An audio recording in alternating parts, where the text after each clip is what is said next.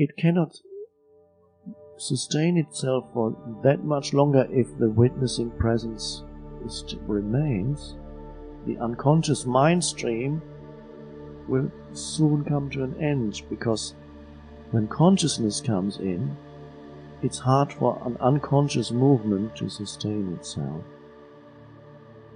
So instead of trying to rewire yourself through this or through that, and there are many people who promise to fix you, I don't. Instead of that,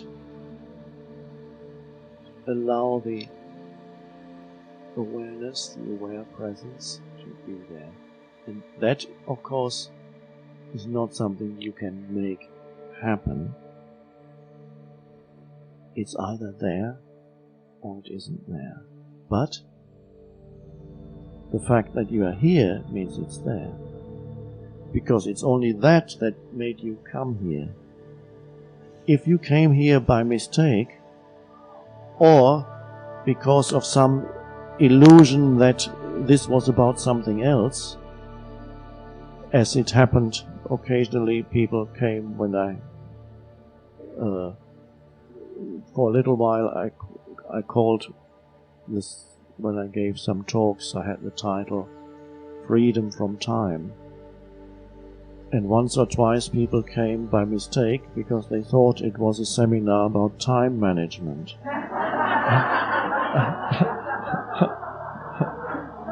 That happened twice. One person who came for the seminar on time management walked out and told the organizer, "I'm sorry, this is meaningless to me. I come for time management, and I'm sorry, it was a big mistake." And the other one who came was a doctor who needed to sort out his time problems. And he sat there in astonishment for 3 hours.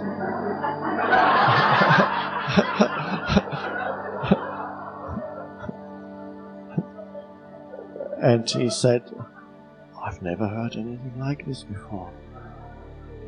And I had come for time management and thought, this is so much better."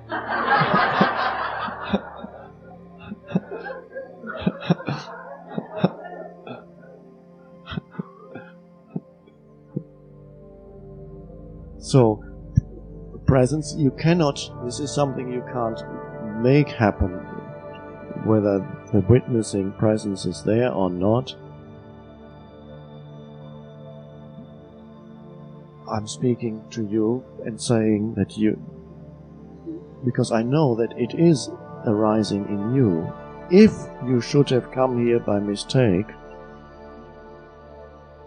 believing it was about something else, or believing that this was here so that you could acquire more spiritual knowledge, or more beliefs, or expecting something else, emotional experiences jumping up and down, who knows?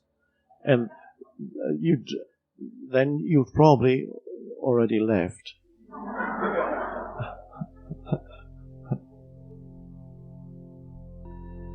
Or you're sitting here in a state of bitterness and resentment, and loving every minute of it.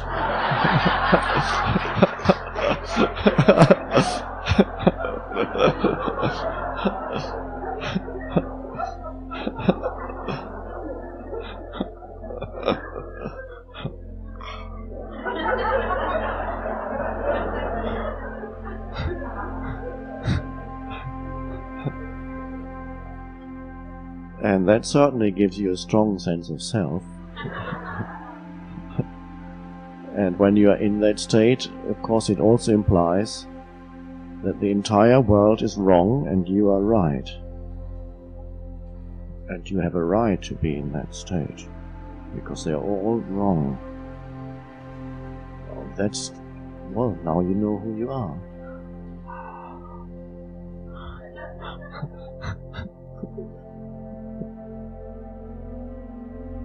So you cannot make, presence is not something you can make happen through anything.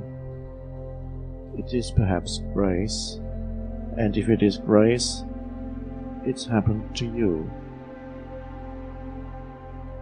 And perhaps your mind doesn't even know it. It says, has it happened to me? I'm not quite sure it's happened to me. Or the mind might say, no, you're wrong. It's not happening to me at all. And yet, presence can happen without you knowing it through the mind. It's happening to certain people in the world who have never read a single spiritual book. And it can happen to them. And you can't say anything about it. When it happened to me, I knew nothing about it. If somebody had said, presence has emerged in you, I said, what's that?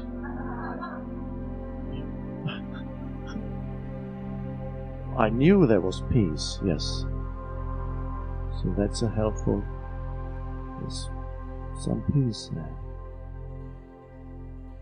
It's emerging already, and this is why I'm saying to you, and I can't say this to everybody, that in the middle of the mind stream, there is now the possibility that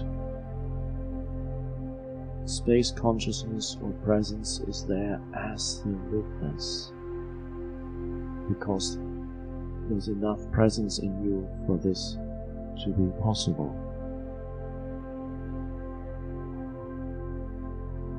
That's all you need. Now, once it has begun to emerge, it is perhaps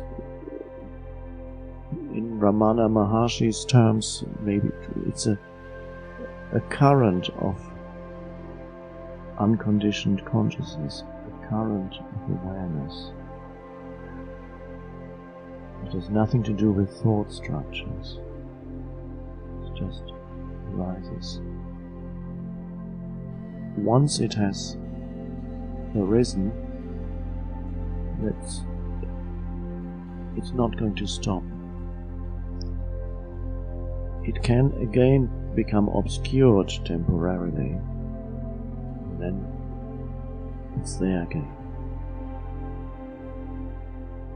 If it became obscured for a longer period of time through some heavy identification in your life, it would break through. It would make room.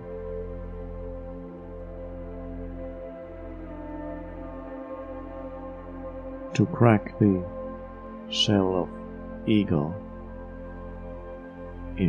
But it's already cracked. But if the ego does a self-repair job, which it can do, the crack could disappear again for a little while, but then presence emerges more. And so if you need a disaster for the final crack, you'll get it, and that is also grace. Or very often people don't realize that the disaster in their lives is the greatest grace possible. So grace sometimes is, as there's a new book by Ram Dass, the spiritual teacher who suffered a stroke, and his new book is called Fierce Grace.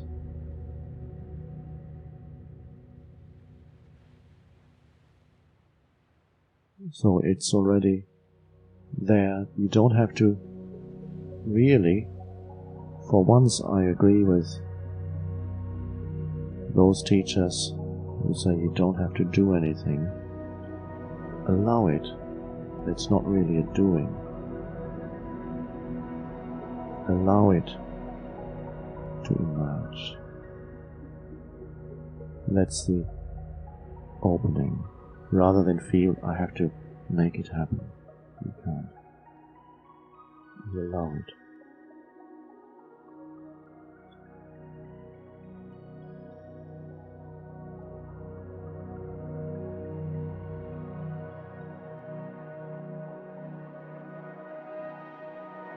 And so you surrender until there's no further need to surrender, until surrender disappears.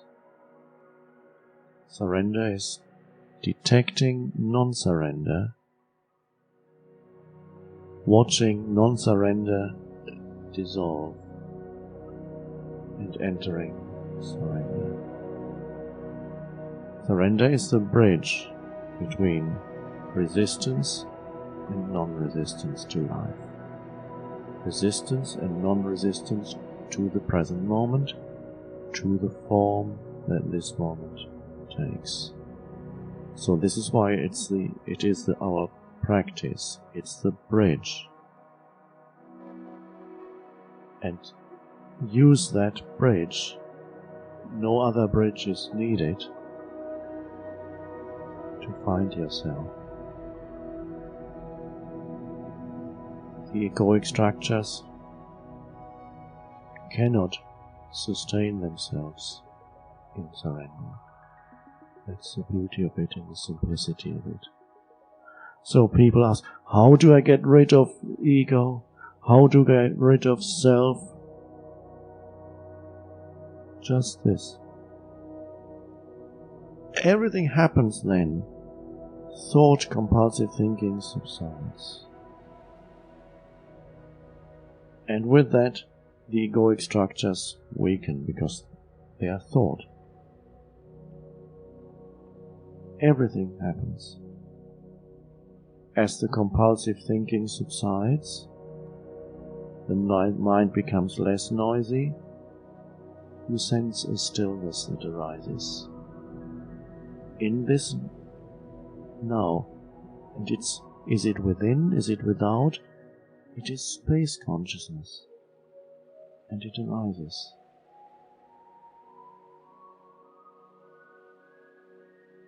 And then the miracle is it can act upon even the situation that you have surrendered to, the form of this moment. That presence, which is the unconditioned consciousness, is the intelligence that then begins to operate outwardly. And that's a miracle. And that is only a byproduct of that. That's not why you do it. It's beautiful when suddenly the forms change and become more harmonious, change very quickly. Helpful factors come into your life. You don't know how, where from. Coincidences happen because the totality, you're connected with it now, it's moving through you. But all that is only icing on the cake.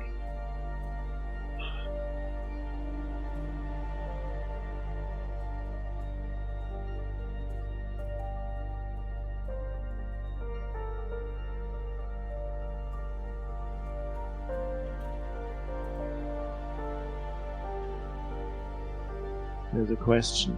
I didn't look this afternoon at more questions. One question that was asked was if consciousness moved through those human beings who became liberated, created the circumstances that are right for liberation to happen, why isn't consciousness doing it to everybody right now? What's the delay? I'm paraphrasing the question. Why can't consciousness do it now? If it did it for Jesus, or if it happened to this form or whoever.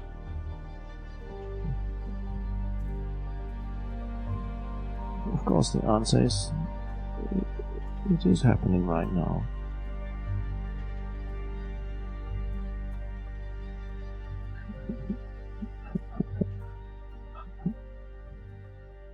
You are in the midst of an evolutionary transformation on this planet. Not only in the midst, you are an essential part, a cell within the totality of the human organism, Because humanity one could consider as one organism with billions of cells. And this collective organism, which goes beyond the physical, is going through a transmutation as that organism. And part of the organism is still untransformed, and it's beginning its transformation. And what you perceive as your person is a cell in that organism that is going through that transformation. So, from the limited point of view of the person, that is the greatest gift, the greatest adventure, the greatest purpose in your life. That greatest purpose is not in the future, but is already being fulfilled at this moment. People occasionally still come and say, "What is my true life purpose?" This.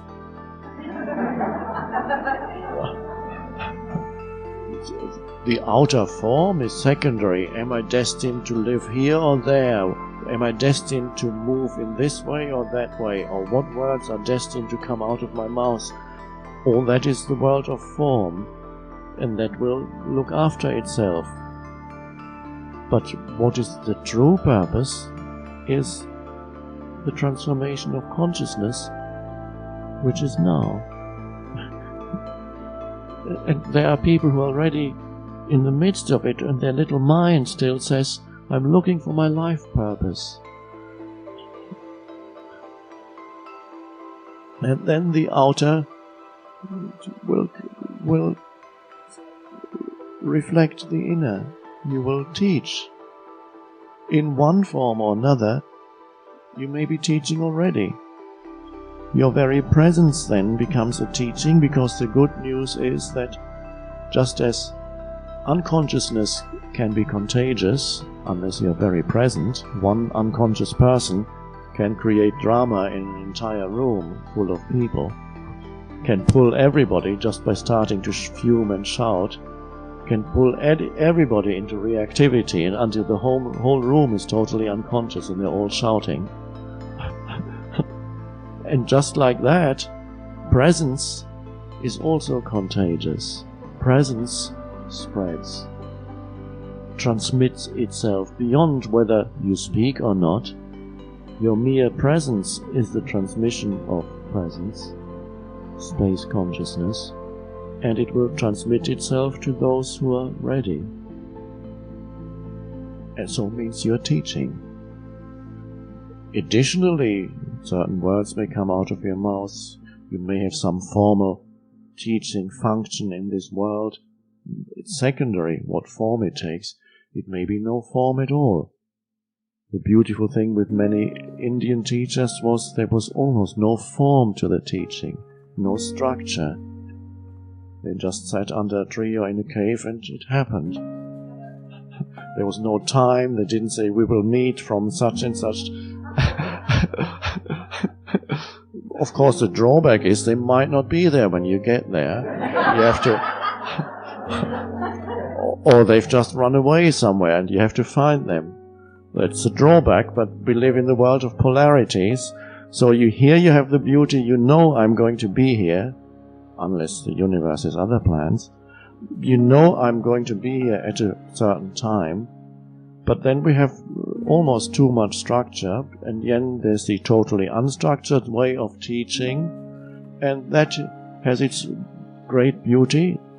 In a way, it's nicer than this, and yet, on the other hand, he may not be there or he or she may have gone away. Or you have to hang around for hours and hours for him or her to make some appearance. Finally, at 4 o'clock in the morning, he comes.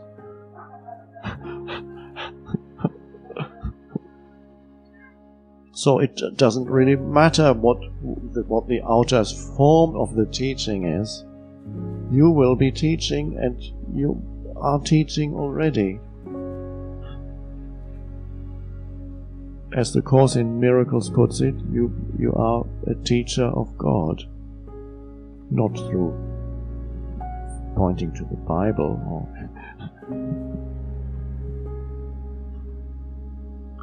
And the beauty with teaching is that you don't have to do it. It does it. Your responsibility is to remain open, surrendered to it, so that what was a dense personal self becomes more and more transparent. Then it can move through you. And that is the purpose of your life. And you are becoming transparent even as you sit here. Less heavy. As the self-structures dissolve, the heaviness of me goes. Spiritual weight loss program.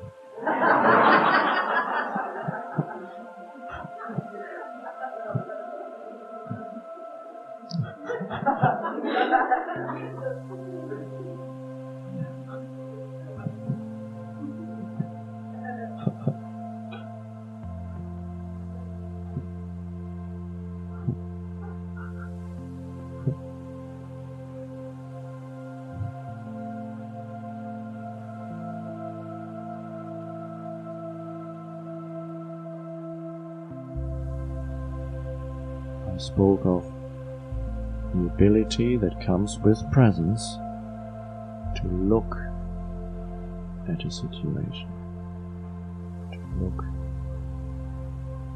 without analytical interference with the mind, and that brings in the intelligence that will deal with the situation, whatever form that will take. It will deal with it through an external factor, or it will deal with it through this form. And prerequisite for this looking, and I'm using the word metaphorically in a wider sense, of course, the prerequisite for that is you must have surrendered to this moment before you can fully look at this moment. Fully give it your complete attention. Your attention cannot be complete if you have not completely surrendered to the form that this now takes. Then that intelligence can operate. But even the slightest resistance to what is will obscure, impair the ability to simply give attention to situation, person, or thing. The greatest transformative agent there is.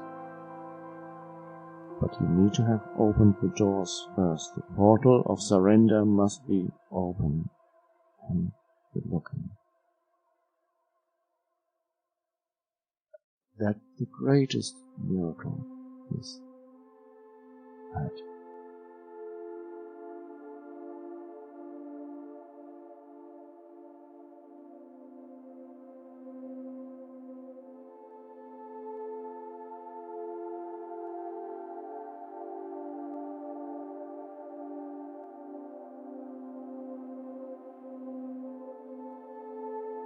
I suggest that we spend today in silence.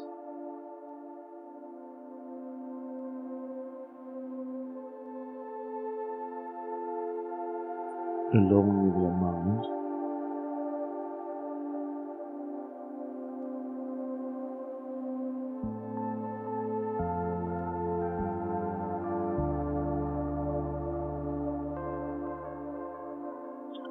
Allow the thoughts to be there if they come.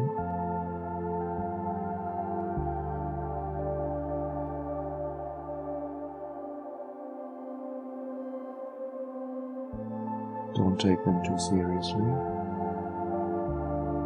remember that they want to be taken seriously.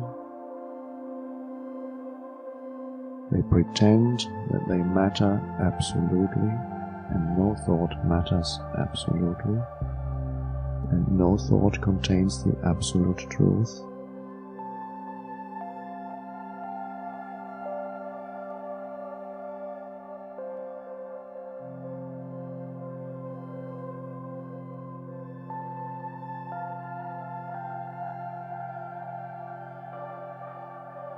So there's a compassionate relationship that you now have with your mind. You just see its limitations, which in themselves are not a problem. They are the limitations of form. So you allow those limitations to be there.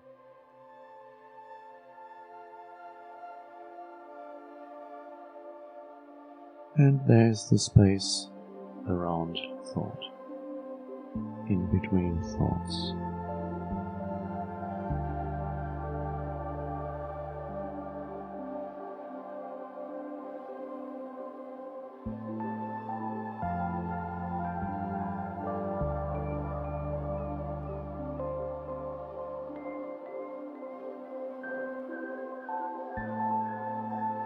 Compassion and allowing go together.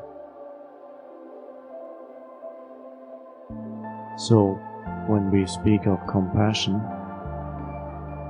it's intrinsically linked to allowing what is to be.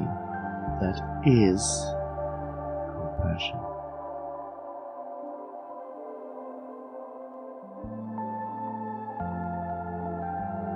And that has great power. Even your pain body. We looked at it yesterday. What can you do? You allow it to be. There is space around it. At first, it seems very little space, and then a bit more. And so your relationship with your pain body is also one of compassion. Allowing other people's minds. There is no really other people's minds. It's the human mind coming through this form. Allowing that, not demanding that they shouldn't manifest the human mind.